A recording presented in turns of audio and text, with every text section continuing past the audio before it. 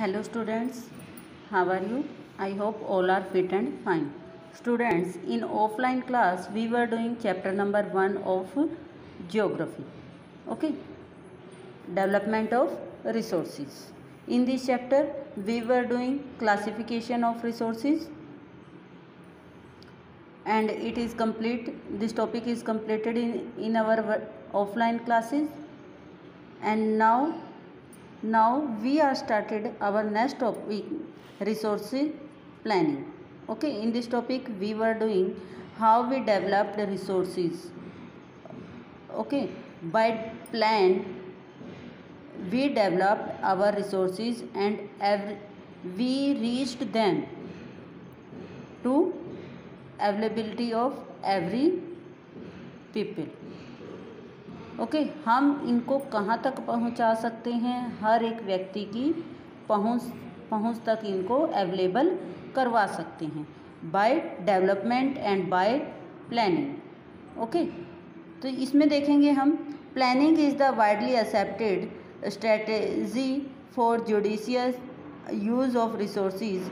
It has importance. जो planning है वो बहुत सब लोगों ने एक्सेप्ट किया है कि एक ऐसी स्ट्रेटेजी है जिससे हम क्या है कि जस्टिफाई कर सकते हैं और जुडिशियस है. ठीक है, जुडिशियस यूज़ है इसका रिसोर्सेज के लिए, यानी कि ये न्यायिक है. कोई भी रिसोर्स है अगर उसको हम एक्चुअल में उसको डेवलप करना चाहते हैं तो उसके लिए हमें क्या है, सबसे पहले प्लान करना होगा. लाइक आप कोई स्टडी करना चाहते हो, स्टडी के लिए पहले आप प्लान करते हो, या कोई भी सब्जेक्ट उठाया पढ़ लिया. ठीक है, तो उसमें यही होता है, हर एक चीज़ के लिए प्लान करना होता है. उसी तरह से रिसोर्सेज का भी अगर हमें डेवलपमेंट करनी है तो हमें क्या है, पहले प्लानिंग करनी होगी. In a country like India which has enormous diversity in availability of resources. तो इंडिया में का अगर हम एग्जांपल लें, इंडिया में क्या है कि जो डाइवर्सिटी ऑफ रिसोर्सेज है कि रिसोर्सेज बहुत ज़्यादा है, विभिन्नता है और अवेलेबिलिटी है. मीन्स यहाँ पर रिसोर्सेज है भी, ठीक है, और होने के साथ साथ क्या है, डिफरेंट प्लेस पे डिफरेंट टाइप की रिसोर्सेज हमें अवेलेबल होती हैं. There are regions which are rich in certain type of resources but are deficient in some other resources. तो इंडिया में क्या है, कुछ एक एरिया तो ऐसे हैं कि जहाँ पर बहुत ज़्यादा रिसोर्सेज मिलेंगे आपको, यानी कि वो एरिया है वहाँ पर रिसोर्सेज से रिच है. लेकिन कहाँ पर कुछ एरिया ऐसे हैं जहाँ पर कोई भी रिसोर्सेज अवेलेबल नहीं होता या बहुत कम मात्रा में होते हैं. कोई ना कोई रिसोर्स तो हर जगह अवेलेबल है. ठीक है, प्लस पॉइंट तो कोई ना कोई प्लस पॉइंट हर एक जगह का है, लेकिन सभी रिसोर्सेज हर एक जगह पर मिलना पॉसिबल नहीं है. There are some reasons which can be considered self-sufficient in terms of the availability of resources, and there are some reasons which have acute shortage of some vital resources. यहाँ पर वही बात आ गई है जो अभी बताई गई है आपको कि कुछ एरिया ऐसे हैं जहाँ पर सभी रिसोर्सेज सफिशेंट होते हैं कि जो उनकी रिक्वायरमेंट है उसको वो फुलफ़िल कर रहे हैं. लेकिन कुछ एरिया ऐसे हैं जहाँ पर जो एक्यूट रिसोर्सेज हैं उनकी शॉर्टेज होती हैं. ठीक है, विटल रिसोर्सेज हमारे जो इम्पोर्टेंट रिसोर्सेज हैं उनकी शॉर्टेज होती हैं. इसके लिए for example the state of the Jharkhand, Chhattisgarh and Madhya Pradesh are rich in minerals and coal deposits. तो यहाँ पर क्या है, मिनरल्स बहुत ज़्यादा मिलते हैं झारखंड, छत्तीसगढ़ और मध्य प्रदेश में. ठीक है, उसके साथ ही कोयल डिपॉजिट भी बहुत ज़्यादा है, कोल माइनिंग वगैरह यहाँ पर बहुत ज़्यादा है. ठीक है, Arunachal Pradesh has abundance of water resources. Arunachal Pradesh में क्या है, वाटर रिसोर्सेज हैं, but lacks in infrastructural development. लेकिन वहाँ पर जो बिल्डिंग्स वगैरह हैं, इंफ्रास्ट्रक्चर है, वो क्या है, डेवलप नहीं है. The state of Rajasthan is very well endowed with solar and wind energy but lack of water resources.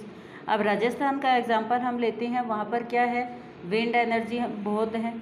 ठीक है, इसके साथ ही क्या है, सोलर एनर्जी बहुत ज़्यादा है. गर्मी होती है ना वहाँ, तो वहाँ पर सोलर एनर्जी भी बहुत ज़्यादा है, यानी कि वो रिच है इसमें. लेकिन क्या है, किस चीज़ की कमी है, डेफिशिएंसी किस चीज़ की है वहाँ पर, वाटर की. पानी बहुत कम मिलता है वहाँ पर.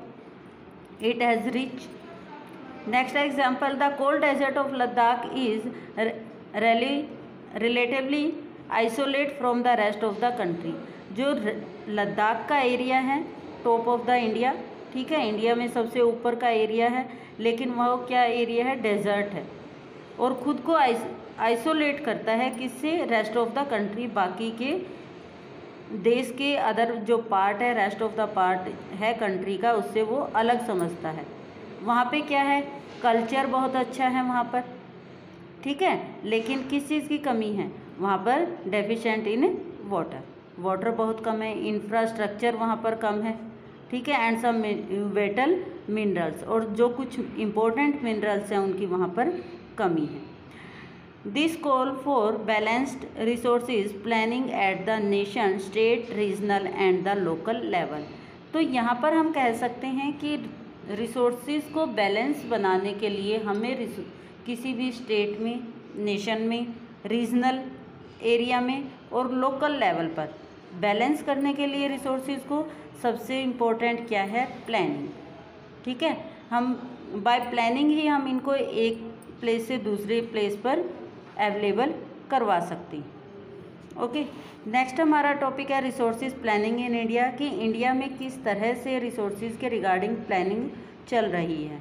Resources planning is a complex process which involve, कि यानी कि इतने रिसोर्सेज हैं कि उनको प्लान करना थोड़ा डिफ़िकल्ट है, लेकिन फिर भी प्लान तो करना ही है, उसके डेवलपमेंट के लिए प्लानिंग तो बनानी पड़ेगी, ठीक है। तो सबसे पहले रिसोर्स को डेवलप करने के लिए प्लानिंग में हमें क्या करना होगा, उसके लिए है first identification and inventory of the resources across the region of the country. सबसे पहले हमें वो प्लेस आइडेंटिफाई करने होंगे कि जहाँ पर रिसोर्सेज हैं, यानी कि जैसे राजस्थान का एग्जांपल लेते हैं, राजस्थान में क्या है, विंड एनर्जी है, हमने फाइंड कर लिया, ठीक है, सोलर एनर्जी है, ठीक है। तो इस तरह से आइडेंटिफिकेशन करनी होगी हमें पूरे कंट्री में कि किस एरिया में कौन से रिसोर्सेज ज़्यादा हैं, ठीक है। इसके साथ इन्वेंट्री बनानी होगी, उसकी एक लिस्ट बनानी होगी कि कहाँ पर कौन से रिसोर्सेज ज़्यादा हैं और किस चीज़ की वहाँ पर कमी है। This involving surveying, mapping and the qualitative and quantitative estimation and the measurement of the resources. इसमें क्या होगा, हमें साथ में सर्वे किया जाएगा, मैपिंग की जाएगी, यानी कि एरिया कौन सा है, ठीक है, and the qualitative and quantitative, कि कितनी मात्रा में है, ठीक है, क्वालिटी कितनी है, सॉरी क्वांटिटी कितनी है उसकी, कितनी मात्रा में है, और क्वालिटी क्या है, ठीक है, यानी कि बेटर क्वालिटी का है या गुड क्वालिटी का है या लो क्वालिटी का मिनरल वहाँ पर है, या कोई भी रिसोर्सेज वहाँ पर किस क्वालिटी में अवेलेबल है।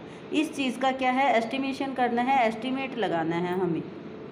सर सेकंड पॉइंट है हमारा involving a planning structure endured with appropriate technology. इसके साथ ही हमें एक पर्टिकुलर बिल्कुल सही एप्रोप्रिएट टेक्नोलॉजी को यूज़ करना होगा कि डेवलपमेंट हमें किस रिसोर्स की करनी है और उस रिसोर्स में कौन सी टेक्नोलॉजी यूज़ होगी।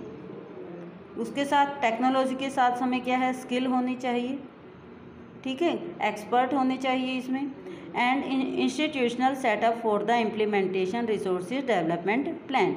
और जो डेवलपमेंट प्लान है, रिसोर्सेज की डेवलपमेंट के लिए जो प्लान बनाया गया है उसको प्रॉपर वे में इम्प्लीमेंट करने के लिए हमारे पास क्या है, एक इंस्टीट्यूशनल सेटअप भी होना चाहिए, ठीक है, क्योंकि काम करने के लिए जगह की नीड तो रहेगी, तो पूरी तरह इंस्टीट्यूशन भी होना चाहिए, स्किल्ड उसमें वर्कर भी होने चाहिए, साथ में क्या है, टेक्नोलॉजी भी होनी चाहिए अगर हमें रिसोर्स की डेवलपमेंट करनी है।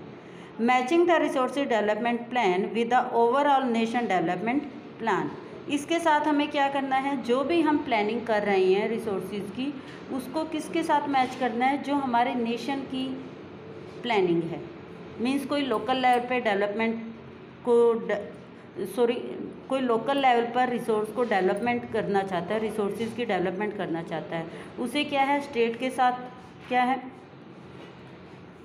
स्टेट की पॉलिसी के साथ चलना होगा, और स्टेट को किसकी पॉलिसी के साथ चलना होगा, नेशन की पॉलिसी के साथ, ठीक है। इसके लिए इंडिया ने क्या किया था, जो इंडिया जब इंडिपेंडेंट गोट की थी इंडिया ने, तो उस टाइम पे आफ्टर इंडिपेंडेंस 1950 में इंडिया ने एक कमीशन बनाया था, इंडियन गवर्नमेंट ने, प्लानिंग कमीशन, जिसको योजना आयोग बोला जाता है।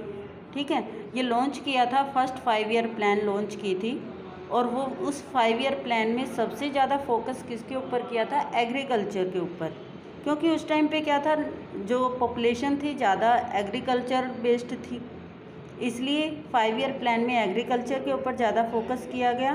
तो उसी तरह जो हमारे अदर रिसोर्सेज हैं उसको डेवलप्ड अगर हमें करना है तो हमें किसके साथ, नेशन की पॉलिसी के साथ चलना होगा और प्लान करके ही चलना होगा, तभी हम अपने रिसोर्सेज की जो हमारे रीजन में है या कंट्री में अवेलेबल है उसको डेवलप्ड कर सकते हैं। I think this is sufficient for today. Next we will do in next video. Thank you.